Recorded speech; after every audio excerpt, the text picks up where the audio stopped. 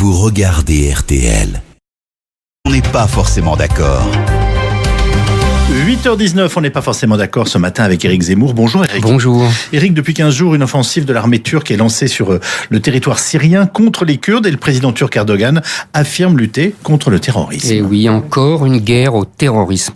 Oh, pas celle de George Bush, vous vous souvenez, contre Al-Qaïda après les attentats du 11 septembre, ni celle qu'achève en ce moment la coalition occidentale contre Daesh, pas non plus celle que mena Poutine contre les terroristes tchétchènes, ou encore celle que conduisent sans faiblir les Israéliens contre les terroristes du Hamas ou du Hezbollah.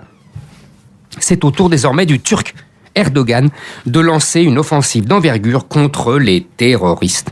Des terroristes kurdes qui ne sont terroristes que parce qu'ils luttent pour l'indépendance de leur pays, le Kurdistan, occupé et partagé entre l'Irak, la Syrie et la Turquie.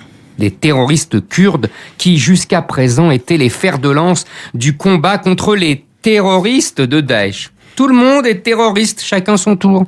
La guerre tout court n'existe plus, il n'y a plus que des guerres contre le terrorisme. Les diplomates en perdent leur latin, ou plutôt leur anglais. Les Turcs sont membres de l'OTAN, alliés des Américains et des Occidentaux. Mais les Kurdes, eux aussi, sont alliés des Américains et des Occidentaux. Les avions et les chars turcs, fournis par les Américains, sont détruits par des missiles américains, fournis en grande quantité aux Kurdes. Lorsque les avions turcs ont fini de jeter leur tapis de bombes et que commence le combat au sol, les Kurdes se retrouvent en face des supplétifs arabes d'Al-Qaïda, encadrés par des officiers turcs. Les mêmes soldats d'Al-Qaïda qui étaient alliés il y a encore quelques jours de Daesh. D'autres terroristes combattus par les Occidentaux et, tenez-vous bien, les Kurdes. Alors, l'alliance occidentale en est évidemment déstabilisée, c'est la seule. Et non, toutes les alliances traditionnelles sont cues par-dessus tête.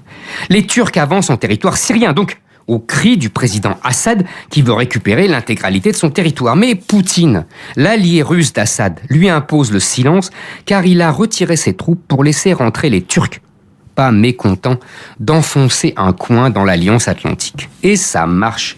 Lorsque le président Macron ose timidement rappeler aux Turcs qu'ils doivent justement se contenter de lutter contre le terrorisme, le président Erdogan prend la mouche et lui rappelle que la France n'a pas de leçon à donner, elle qui a colonisé l'Afrique. Il est vrai que les Ottomans, ancêtres si chers d'Erdogan, n'ont jamais colonisé personne, si ce n'est pendant des siècles le Moyen-Orient arabe et l'Europe balkanique. Et si les troupes turques se retrouvaient nez à nez avec les troupes américaines, que déciderait le susceptible Donald Trump ? N'y verrait-il pas une bonne occasion de se débarrasser de ce faux ami turc qui a soutenu Daesh pendant longtemps et qui fricote désormais ouvertement avec Poutine ? Mais comment se débarrasser de la Turquie, officiellement la deuxième armée de l'OTAN, sans faire un magnifique cadeau aux Russes qui n'attendent que ça ? Mais que feront les Occidentaux lorsqu'il y aura une grosse bavure turque, un massacre de civils, une destruction d'hôpital, une utilisation de gaz chimique, bref, tout ce qu'on a reproché à Assad ou encore à Kadhafi. Après tout, eux aussi, comme Erdogan aujourd'hui, ils promettaient seulement de tailler en pièces les terroristes. Ah, encore des terroristes. Éric Zemmour, demain nous avons rendez-vous avec Nicolas Demenac.